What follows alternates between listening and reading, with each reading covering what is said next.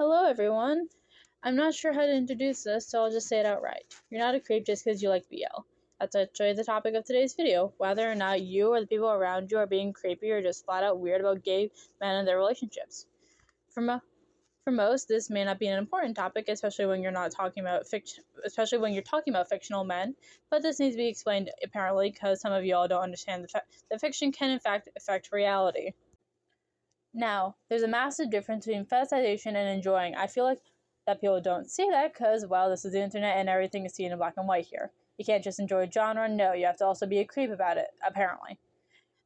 There's even easy ways to tell if someone or yourself is being a creep about it. Let's pull up some examples. In the anime Sasuke Miyano, you can see an example of a healthy BL enjoyer. Miyano is portrayed as enjoying more than just the sexual or kissing scenes, but enjoy the story as a whole. He enjoys the storyline, the character arcs. Hell, they show in the first episode they show this in the first episode where he's talking to Sasuke about the storyline about the story he lent him, and to top it off, he doesn't take something he enjoys and pushes it on to others. No, he treats them like people and enjoys what he enjoys separately.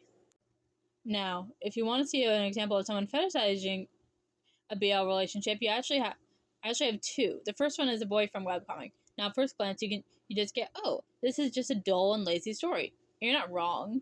But look closely. These characters are one-dimensional as hell and barely exist outside their relationship. It also doesn't help that you can only get any info about the characters from every source other than the webcomic itself. It also doesn't help the nerd who is clearly the author's self-insert. You can tell because the author's little character icon looks exactly like nerd, is constantly thirsting over the other guys. And you may say, oh, devil, these are his boyfriends after all. Isn't nerd allowed to thirst after them at least a little? Yeah, you may be right. If he didn't do it constantly. He does it fucking constantly. There is not a... This man barely ever fucking is not making a sexual joke. Ugh. And then there's my other example, which is much more pungent. The character Kai Serenuma, I know I said that wrong, but I'm going to stick with it, from Kiss Him, Not Me. Now, I will give the author this. From what I've seen, Kai isn't portrayed as being in the right when she's fetishizes her classmates. But it doesn't take away from the fact that a lot of people see themselves inside this character. Hell, I saw a Reddit thread of people literally being like, oh, I'm so glad I finally see female perverts in media. Like, no. So what exactly is wrong with her? You may ask. As said before, she fetishizes her classmates. Thankfully not in a sexual manner, but in a way that makes it creepy nonetheless. She reduces them down to their tropes and views them as people just to be shipped. Now, she does acknowledge in the show that what she's doing is wrong and that she shouldn't be doing it. But in my mind, that makes it worse. Why? Because she keeps doing it. In some scenes in the show, she will realize what she's doing and stop for at most an hour before going right back to her bullshit. Now, I'm not saying that these authors are bad people, but I feel these shows show a deeper problem, a problem with not seeing people as, well, people. If you don't view someone as a living being with feelings and a life, then this is the kind of shit you do. You reduce them down to stereotypes and imagine, or God forbid, use them how you see fit. You know what? If you don't do shit like this, you're not the problem. You don't have to stop yourself from enjoying something just because you're afraid of looking like someone that fetishizes gay men. The fact that you have this fear already shows that most likely you already see gay men as people. You know what? You can enjoy a pairing. You can enjoy a story. You can enjoy what you like because you're not being weird about it. And I know what some of you are going to say. But devil, these are fictional characters. Surely we can be allowed to do what we want with them.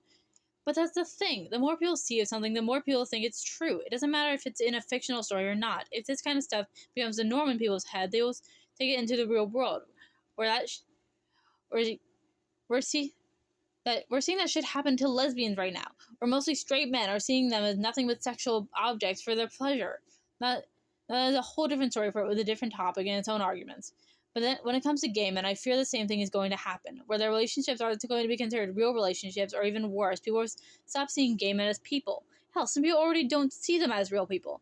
And what I fear with me like this is that it will become so rampant and normalized that people will treat them even worse than they already are treated. What I would like to see in the future for